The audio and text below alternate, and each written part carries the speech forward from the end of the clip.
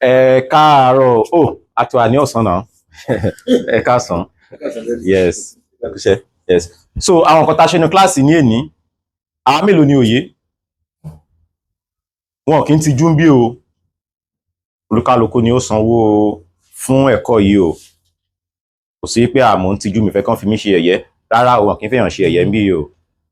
Ìmọ̀ ni àwa gbà.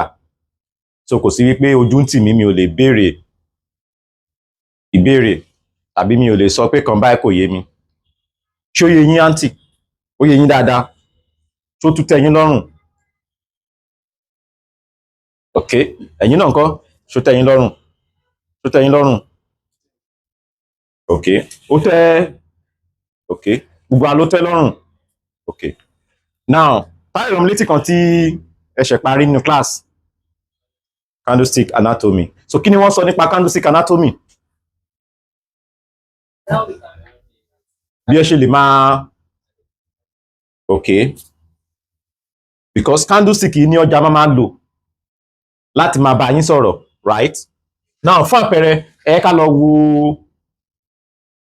bí a ṣe lo candlestick láti ṣe ìpinnu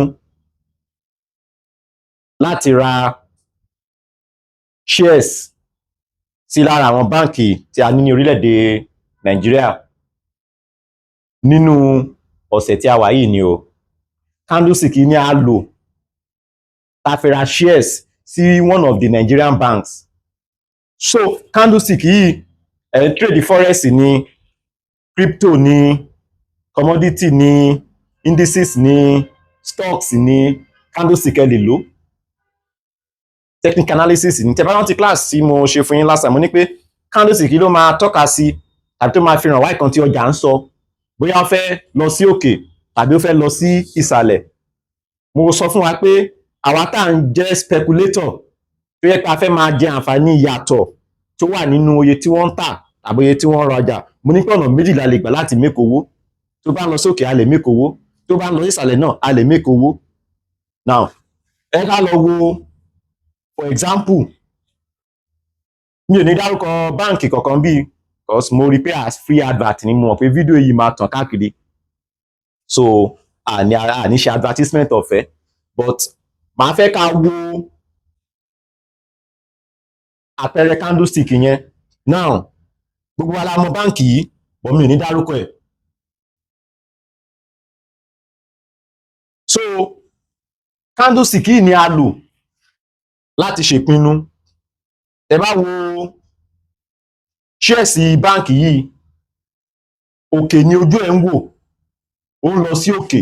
So ó máa ń yà mí lẹ́nu tí àwọn èèyàn bá ti sọ wípé nǹkan tí ẹ̀ ń kọ́ yìí pé ẹ kàn ń waste time ni. Kò sí pé à ń waste time wá bí, kò sí ìmọ̀ tí ó waste, kò sí ìmọ̀ tí ó waste.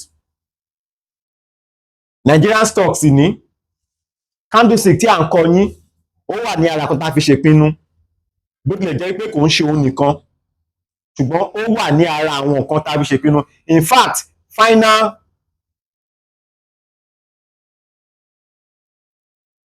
tools wa ní, tàbí ká ní irinṣẹ́ tí ó máa ń gbẹ̀yìn láti ṣèpinnu nínú ọjà. Tá bá ti wo gbogbo kan tó yẹ ká wò tán nínú ọjà, final àtúpalẹ̀ tá a máa wò ní pé okay o, ṣé a ti rí confirmation? Candlestick tí à ń kọ́ yín, ṣé wọ́n ti ṣe morning star? Wọn ò tí ṣe. Ẹ sì máa débẹ̀. Morning star yìí ni a lò ń bí tí a fi ra shares báǹkì yìí ní 10 naira per share. Nígbà tí candlestick yìí tó fún wa ní nǹkan tá a fẹ́ rí, àwa ṣe sùúrù, ó fún wa ní ọ̀sẹ̀ tí ó kọjá, torí pé orí àkókò tí ọ̀sẹ̀ ni a wà yìí. Ní ara àwọn student wa kan tí wọ́n wá ní ọ̀sẹ̀ tí ó kọjá tán wá ṣe ìwádìí wípé àwọn fẹ́ darapọ̀ mọ́ wa, wípé wọ́n ń fẹ́ accommodation, wọ́n fẹ́ ilé tí wọ́n máa dé sí ní ìlú Ìbàdàn. Now wọ́n wà nínú ọ́fíìsì, mo wá sọ fún wọn pé ṣe rí share báǹkì yìí ní ọ̀sẹ̀ tí ó ń bọ̀, gẹ́gẹ́ bí kan tí a rí ní ọ̀sẹ̀ tí a wà nìyẹn, ọ̀sẹ̀ tí a lò tán yẹn. Mo ní pé ní ọ̀sẹ̀ tí a fẹ́ mú yìí, mo ní pé àwọn èèyàn máa nífẹ̀ẹ́ sí, ìyẹn àwọn tó bá mọ̀ kan tí wọ́n ń ṣe. Mo ní àsìkò tó yẹ kán ra ìpín báǹkì yìí ní now ní ọjọ́ tá à ń sọ̀rọ̀ yẹn ọjọ́ Friday yóò dàbí ọjọ́ Friday ní ẹnìyẹn wá wọ́n á pé tí ọ̀sẹ̀ yẹn tó bá lè fún wa ní candlestick tí à ń wá yìí mo ní ọ̀sẹ̀ tó ń bọ̀ a máa wá láti máa ra ìpín sí báǹkì yìí ìgbà tí ó da ọ̀sẹ̀ tí a mú ní ọjọ́ Monday ní ọjọ́ kẹtàlá oṣù keje ọdún 2026 èyí ni Thursday now a wá ṣe sùúrù gbogbo bí mo ṣe wọlé náà ẹ̀yin náà tẹ́ jẹ́ ara ọmọ iléèwé wa ẹ̀ ń rí inú VIP community yẹn mo sọ mo ṣe ra ìpín báǹkì yìí ní 10 naira per share mo sọ ó wà ń bẹ̀ ẹ lọ wò ó ẹ̀yin tí ẹ bá tì sí ń bẹ̀ ẹ jẹ́ kí a mọ̀ ìyẹn ẹ̀yin tẹ́ jẹ́ ọmọ iléèwé wa o kò tiẹ̀ sí tẹ́ bá ti wọlé fún admission tàbí tẹ́ ti wọlé fún training lójú ẹsẹ̀ ni a máa add yín síbẹ̀ ẹ ti wà ń bẹ̀ bóyá ẹ kàn ṣàkíyèsí ẹ̀ ni mo ní mo ra ìpín sí báǹkì báyìí ní oye báyìí 10 naira ni ẹ lọ wò ń bẹ̀ now bí mo dẹ̀ ṣe ra ìpín yẹn kò ṣe bí amúkọ̀ yẹn dé wọlé pé mo kàn ń gamble pé mo kàn ń lo pé jẹ́ kí n wò bóyá máa lọ tàbí kò ní lọ ó ní àwọn kan tí mo rí bí mo dẹ̀ ṣe wọlé mo ní àti táwọn ọ̀sẹ̀ tuntun mo ṣe sùúrù mo jẹ́ kí ọjà kó lọ sí 10 naira per share 10 naira per share yẹn ṣe rí 10 naira per share ó ní 10 naira per share ní bí ọjà dẹ̀ ṣe wọ inú 10 naira per share yẹn ríra wa wọ́n gbà wọlé lọ́wọ́ bí a ṣe ń sọ̀rọ̀ ẹ̀ báyìí èní ni Thursday bí a ṣe ń sọ̀rọ̀ báyìí kí ni déètì ní èní ni 16 tá bá wo 10 naira per share tá a ti wọlé 10 naira per share bí a ṣe ń sọ̀rọ̀ báyìí àwọn tí wọ́n wọlé pẹ̀lú mi lọ́wọ́ bí a ṣe ń sọ̀rọ̀ báyìí wọ́n ti wà níbi 5% ó ti súnmọ́ bí 5% láàrin bí ọjọ́ mẹ́rin ni o èèyàn tó fi 1 million sí 50,000 ti wọlé èèyàn tó fi 10 million sí 500,000 ti wọlé kódà ó dé bí 7% ní ọ̀sẹ̀ tí a wà yìí ó dé bí 9.8%. ìyẹn túmọ̀ sí pé èèyàn tó fi 10 million sí owó ẹ̀ lọ sí bí 980,000 ní ọ̀sẹ̀ yìí ṣùgbọ́n ẹ mọ̀ pé ọjà ní máa lọ gbòòrò kó máa lọ straight á rìn sí òkè díẹ̀ á tún padà sí ìsàlẹ̀ díẹ̀ á tún lọ sí òkè dáadáa a ṣàlàyé nínú class tá a ṣe ní ìwọ̀nba ọjọ́ mélòó kan sẹ́yìn so ìmọ̀ ṣe kókó now àwa tá ti ń gba ìmọ̀ yìí lọ tá bá ti wá rírọ àwọn kan eléyìí á máa ràn wá lọ láti máa ṣèpinnu tí ó tọ́ kò ṣe pé a kàn máa gbọ́ wípé àwọn èèyàn ń pariwo pé ó yá ẹ lọ rà o ẹ lọ ra ìpín síbi báyìí o ànímọ̀ ìgbà tí ò yẹ ká wọlé báyìí tó wá ń sàlẹ̀ báyìí àwọn èèyàn ní rà o tó bá ti wá dé òkè tán wọ́n á máa pariwo pé ẹ lọ ra ìpínbélé ẹ lọ ra ìpínbélé and then àsìkò tí wọ́n ń pariwo yẹn àwa tí a ti rà ní ìsàlẹ̀ àsìkò yẹn ni a fẹ́ máa kó èrè tí àwọn èèyàn bá ti wá kó èrè tán gẹ́gẹ́ bí kan tí mo sọ fún yín ní kíláàsì tí a ṣe tán mo ní kí ló máa ṣe ọjà yẹn máa ní ìrẹ̀wẹ̀sì á tún máa bọ̀ ń sàlẹ̀ now tí àwọn tí ó ń gbọ́ ariwo ọjà tí wọ́n máa ti wá rà ní apá òkè tí àwọn tí wọ́n rà ní ìsàlẹ̀ tí wọ́n ti ń kó èrè á máa di pé shares yẹn ìpín yẹn ó ń já ẹ̀rọ á máa di pé ẹlòmíì ní mo ra ìpín sí kí iléeṣẹ́ bíi eléèbélé yìí mo pàdánù owó torí pé wọn ò ní ìmọ̀ wọn ò ní knowledge so ara àǹfààní tí àwa ọmọ iléèwé ChartsEmpire tí a máa ń jẹ ni pé bó tilẹ̀ jẹ́ wípé forex ni a wọlé fún crypto ni a wọlé fún tàbí bóyá commodity index a tún máa jẹ àǹfààní àwọn nǹkan tí n bá ń ṣe mi ò wá sọ wípé tí máa ra ìpín belé pé mo ní pé kẹ́ rà á o mo kàn sọ fún nǹkan tèmi ń ṣe so yẹn túmọ̀ sí pé tẹ bá wọlé tẹ bá méèkì owó tẹ bá méèkì èrè mi ò béèrè 1 naira ní ọwọ́ yín tàbí anything so tẹ bá wọlé tẹ bá méèkì 10 million owó yín ni bẹ́ẹ̀ náà ni tí ìdàkejì ẹ̀ bá jáde náà mi ò ní kó pamọ́ kan sọ fún ìta ìkan belé ni èmi ń ṣe o ẹni tó bá wù ó lè wá ṣe ìmúlò ẹ̀ torí mi ò kí ń ṣe financial adviser bọ̀ máa kàn sọ fún yín pé ẹ̀yin ọmọ iléèwé wa wà mo máa ra kan belé yìí ní òye báyìí ẹni tó bá wá wù ó lè wá ṣe ìmúlò information yẹn because ìyàtọ̀ tí ó wà ní àárín àwọn tí wọ́n ń make owó àtàwọn tí wọ́n make owó tàbí àwọn tí wọ́n ń ṣoríire àti àwọn tí ò ṣoríire ni information tó kálukú ní access sí information ẹyọ̀kan ó lè tú ayé èèyàn ṣe bẹ́ẹ̀ náà ni téèyàn bá gba the wrong information ó lè ba ayé èèyàn jẹ́ so ẹ̀yin tẹ́ jẹ́ ọmọ iléèwé bíi ẹ ní àǹfààní sí àwọn information wọ̀nyí so èèyàn tó ra wọlé báyìí ní ọ̀sẹ̀ báyìí tó ra fi bóyá 1 million sí láì ṣe ní ti báyìí tó bá fẹ́ jáde ní èdè báwo lè tàpín ẹ̀ tó bá dẹ̀ jẹ́ ọ̀la ni tọ́jà bá lọ sí òkè sí tó lọ síbi 10% tó bá tẹ́ lọ́rùn ó lè jáde. The same thing náà ni mo ṣe nínú àwọn ìpín tí mo rà ní oríṣiríṣi, àrí mi 250%, ìmí 100, ìmí 70% lóríṣiríṣi. So ìmọ̀ ó ṣe kókó, ẹ jẹ́ ká wá ìmọ̀ yìí lọ. Nítorí ìmọ̀ yìí ni a ṣe ṣe kí ni tí a ṣe fi iléèwé ChartsEmpire Trading Academy sílẹ̀ pé ká wá ìmọ̀ lọ. A kì í ta AI, a kì í ta bot, a kì í ṣe ìdókòwò torí ó ṣeé ṣe kẹ́rí pé wọ́n download fídíò wa wọ́n polówó AI bot pé kẹ́ wá ṣe ìdókòwò kẹ́ wá sọ ogún dagójì, rárá a kì í ṣe bẹ́ẹ̀ o. Tẹ́ bá fẹ́ confam bóyá ChartsEmpire Academy ni ẹ̀ ń bá sọ̀rọ̀ tàbí community wa ni ẹ wà, ẹ wo nọ́mbà yìí +2349060201255. Nọ́mbà yẹn kẹ́ ti máa chat wa ní orí WhatsApp tàbí Telegram. So a mọ̀ wípé kò ń ṣe gbogbo ala lè rí àkókò láti lè máa ṣe àtúpalẹ̀ kiri because tẹ́ bá fẹ́ máa invest nínú stock market ó kọjá technical nìkan o, fundamental náà wà ń bẹ̀. Ṣùgbọ́n nítorí ẹ̀ ni a ṣe sọ wípé àwọn kan tí a bá ti ń ṣe a máa jẹ́ kí ẹ mọ̀, bó tilẹ̀ jẹ́ wípé ẹ̀yin fúnra yín ẹ̀ tí lè máa ṣàtúpalẹ̀ tán, ṣùgbọ́n ẹ máa rí ẹ̀kan tó jẹ́ pé ó mọ̀ kan tí ó ń ṣe, information tó bá wá ń fún yín ẹ lè máa fi ṣèpinnu. Ẹlòmíì báyìí nínú wa báyìí ó ti wọnú kíní báyìí, ẹlòmíì ti ń sẹ́ndì screenshot sí mi, mẹ́ńtọ̀ ẹ ṣé o, kíní mo máa ti make owó mi mọ̀ nǹkan tẹ́ lò láti wọlé, mo níbẹ̀ ni ẹ mọ̀, ṣùgbọ́n ara fàyín tẹ́ jẹ́ ni pé ẹ wà nínú community wa. So ara àwọn àǹfààní tí ẹ máa jẹ ní. So tẹ́ bá ṣe ń kọ́ tí ẹ ń gba ìmọ̀ lọ ẹ tún máa ní àǹfààní. So a kì í ṣe stock trading training bí, a kì í ṣe training nípa stocks, but nǹkan tèmi bá ń ṣe màá fi máa tó yín létí, but àwọn kan tá kan máa kọ́ yín ni pé òkè o bí ẹ ṣe máa ṣe rírà, bí ẹ ṣe máa ṣe títà, bí ẹ ṣe open account yín ní Nigerian stock market, bí ẹ ṣe lè máa tẹ buy sell, bí ẹ ṣe lè máa set limit order. Bó tilẹ̀ jẹ́ pé ẹ mọ̀ kan tó ń ṣẹlẹ̀ but ẹ máa jàǹfààní kan tó ń ṣẹlẹ̀. Ṣé èèyàn ọ̀dà ni? Ó dà. Tẹ́ bá ṣe ń kọ́ Forex lọ, tẹ́ ń kọ́ crypto lọ, tẹ́ ń kọ́ gbẹ̀ lọ, ẹ tún máa jàǹfààní àwọn ọjà míì.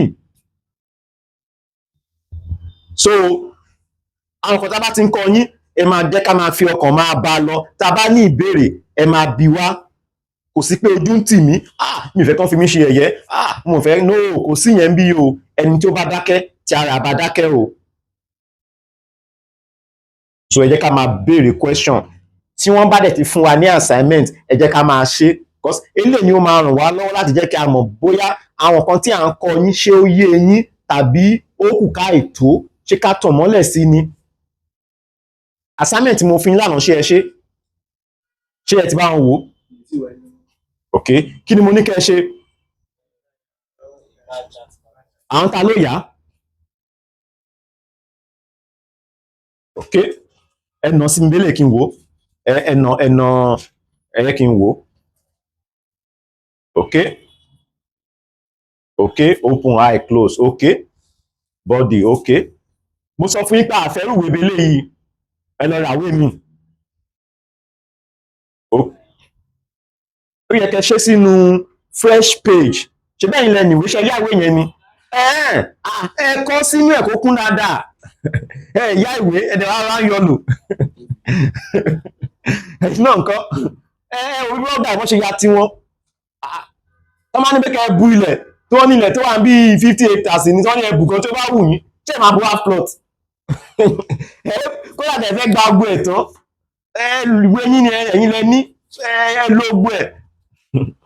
So ẹ jọ̀ọ́ ẹ jẹ́ kí a máa fọkàn máa bá kan tá à ń ṣe lọ o.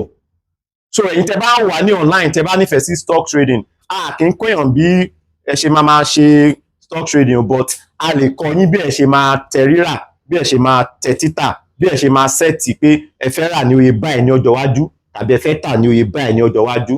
So a kàn lè add yín sínú community tó jẹ́ pé ẹ ti máa gba information yẹn. So nínú community yẹn a máa fi fídíò yẹn síbẹ̀ bí ẹ ṣe máa tẹ rírà títà fúnra yín, àwọn ìpinnu tẹ́ bá ń ṣe ẹ̀yin fúnra ilẹ̀ máa wà responsible o. Tẹ́ bá make $10 million owó yín ni, mi ò béèrè anything.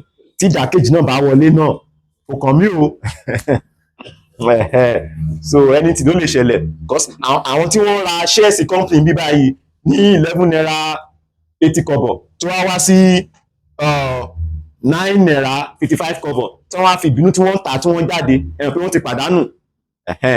So tí èmi náà bá wọlé inú bí náà lọ́ọ̀sì náà máa affect mi. So kò wá ń ṣe pé kí a máa ní vendor last time tẹ́ ẹ sọ pé ẹ rà ẹ make it 250%, àwa wọlé báyìí àwa make it loss. Mi ò wà responsible o torí ìgbà tí ẹ make it 250% ẹ fún mi 1 naira o.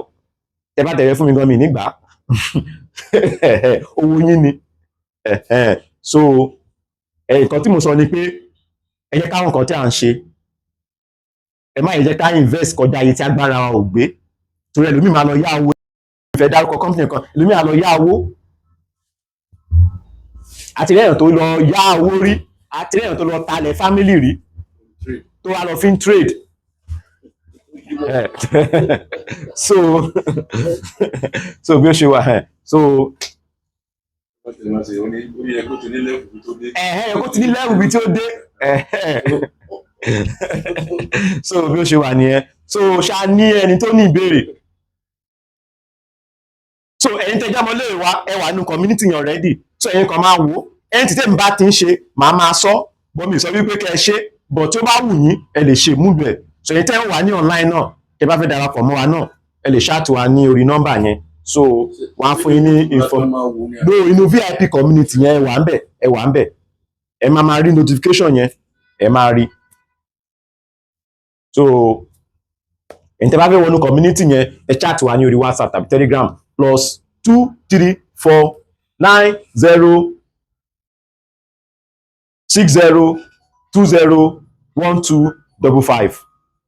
So ẹ tẹ̀lé àwọn instruction tí àwọn customer support wa tán bá fún yín láti lè wọlé sínú community yẹn. So ẹ máa mọ̀ gbà tí àwọn tí ó nímọ̀ ìjìnlẹ̀ tí wọ́n fẹ́ rà tàbí ìgbà tí wọ́n rà tàbí ìgbà tí wọ́n ṣèpinnu pé wọ́n fẹ́ jáde. So tí ó bá wù yín ẹ lè ṣe ìmúlò information yẹn. Tí ó bá wù yín ẹ lè máa wo bí fíìmù sinimá àgbéléwò. Bẹ́ẹ̀ ni tẹ́ bá dẹ̀ ti make èrè tí ó pọ̀ a béèrè $1 ní ọwọ́ yín. Tí ó bá dẹ̀ lọ sí ìdàkejì náà a wà responsible.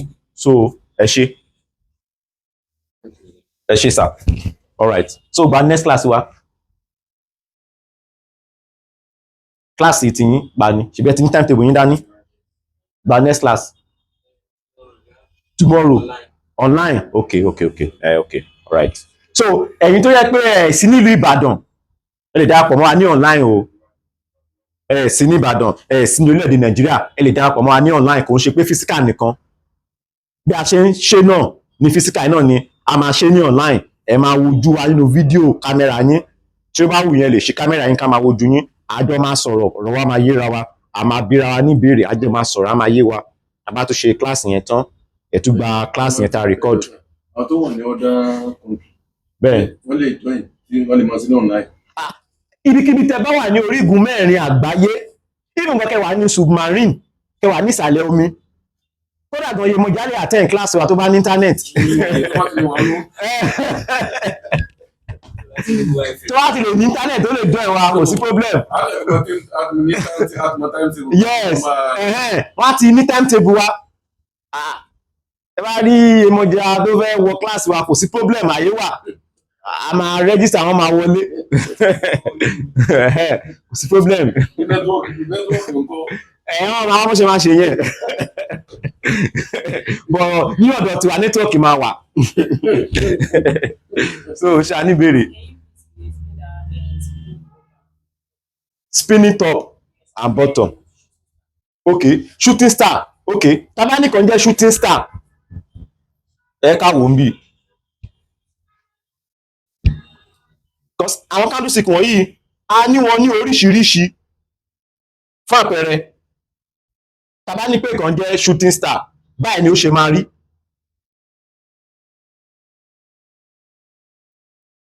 Ìrù orí ẹ̀ máa gùn. Ó máa rí bí ìṣó. Ẹ mọ̀ pé tá bá mú ìṣó dání báyìí ẹnu ẹ̀ ní ó máa chap. A lè sọ pé a fẹ́ kan ìṣó ká wá máa kan ìdí ẹ̀